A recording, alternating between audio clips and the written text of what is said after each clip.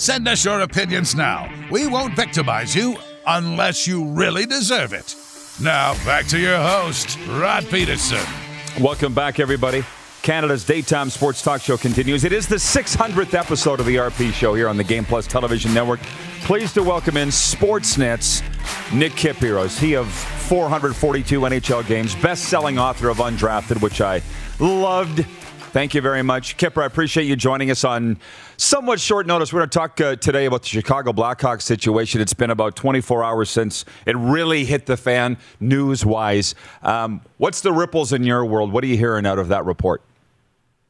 Well, it's just really still the start of it, to be quite honest with you. And there will be a ripple effect. And again, peeling the onion and getting down to the core here and who still knew what. And that's an investigation that's ongoing now with the National Hockey League. It's our understanding that Joel Quenneville will meet with Gary Bettman in New York as early as tomorrow. And we'll see what comes from that. But there's a ripple effect that's going to land on the doorstep of the Florida Panthers and maybe to a certain degree the Winnipeg Jets as well with Kevin Cheveldayoff. Yeah, I've given my thoughts on that. I mean, those guys, two good men, in my opinion, that got caught up in a situation that isn't their fault. They're not the perpetrator here. That's my thoughts on that. People will think this is a callous question, but I'm going to give it to you anyways. The Blackhawks are 0-5-1. Do you think that has anything to do with this ongoing investigation?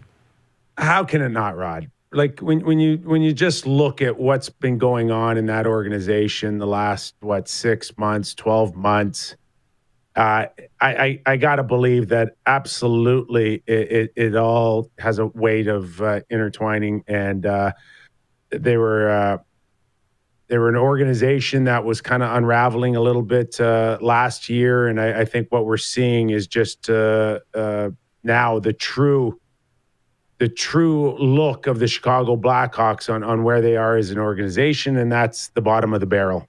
I don't know. We've been around this game a long time. I don't know where you stand on this, Kipper. I got notifications going off today. ESPN now saying, Mike Greenberg saying, this taints the Blackhawks Stanley Cup championship in 2010. Where do you fall on that argument?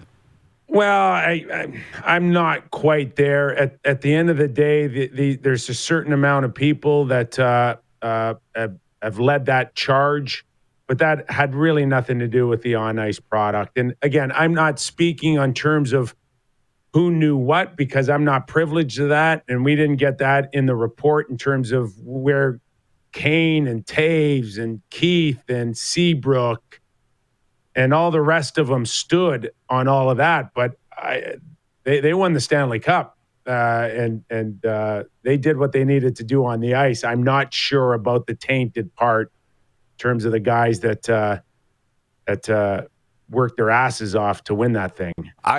I'm not there. I'm not there. I'm not either. I couldn't agree more. And be honest, I got some really good friends that were on that team, and this didn't even come to light within the club until just before the Stanley Cup final. I don't think they should be tied in with each other at all. Hey, on to a brighter topic. I appreciate you addressing that. You're back on Sportsnet, and yeah. How'd this all come about? Well, I was at the end of my contract when I shut it down for about a year and a half, 2 years, and it seemed like a pretty good time for me to catch my breath. Of course, then the pandemic comes, and the world kind of changed on us.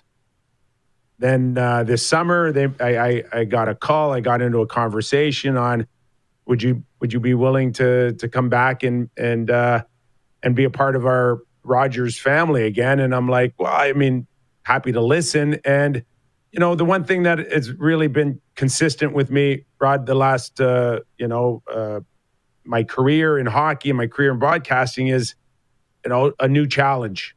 And this was a new challenge because it was on the digital side, constructing a show that would go podcast, live streaming, and of course, still on air on the Fan 590 here in Toronto. So it was a new challenge, a good challenge. They put me with Justin Bourne, who, of course, represents a younger demographic with the analytics and all of that. And I'm not really quite there yet to make believe that it's the be-all, end-all, and neither is Justin, to be fair to him.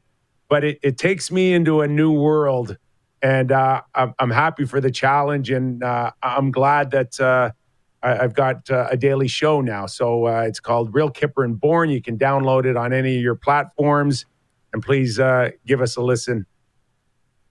Yeah, Borny, good friend of mine. His father, Bob, of course, 4-time Stanley Cup champion with the Islanders and the pride of Netherhill, Saskatchewan. Kipper, last question. And tough as nails, Rod. Tough as nails. I don't know if I go that. No. Justin or Bob? Okay. Justin or Bob? Bob. Oh, Bob. Yeah. No. No. I heard he had a good left. Maybe. All I ever saw was his right. So, what is the biggest story in the NHL this season, Kipper, in the time we got about 2.5 minutes here? What's the biggest story? Well, I think, we just discussed Chicago. No question they sit at the top of the mountain right now, but right underneath them, and coincidentally, they play each other tonight. I think it's the Toronto Maple Leafs and what's going on here, and whether or not you want to read into 2-4-1 doesn't look horrible, but when you have watched them and you've been kind of programmed to believe that they are a contending Stanley Cup team, you haven't seen that in the first 7 games. And now people are questioning where they are in their program and where Brendan Shanahan is after 7 seasons of not getting out in the first round.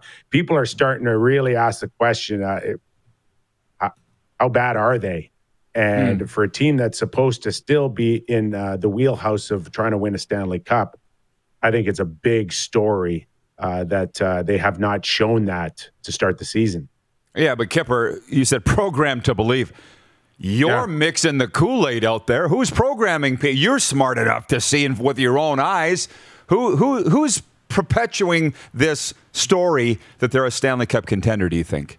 You want to start with Vegas and the betting lines over the last few years and where they had Toronto to win the Stanley Cup? Let's start there. Because that's the perception, is when you spend $40 million on 4 top scorers that you should contend for the Stanley Cup. So you just go read the reviews the last few years on where this team is, and it would point to a team that should contend. And I've looked at them. I've always been a believer that you cannot put $40 million in 4 forwards and expect to have a well-balanced lineup. And that holds true up until Game 7. We'll see where they go from here. But right now, it's anything but a contending team. Fun to watch. Everybody loves slowing down to see the accident on the freeway, right? On the 401 here in Toronto. Exactly. Kipper, appreciate the time as always. Congrats on the new gig. We'll be listening and watching and enjoy the games, my friend. Appreciate the time. Thanks, guys. Sportsnet's Nick Kypreos joining us from Toronto. We'll be back with Viewer Takeover right after this. You're watching the RP Show on the Game Plus Television Network, YouTube, and Facebook Live, and 24-hour sports radio at rodpeterson.com.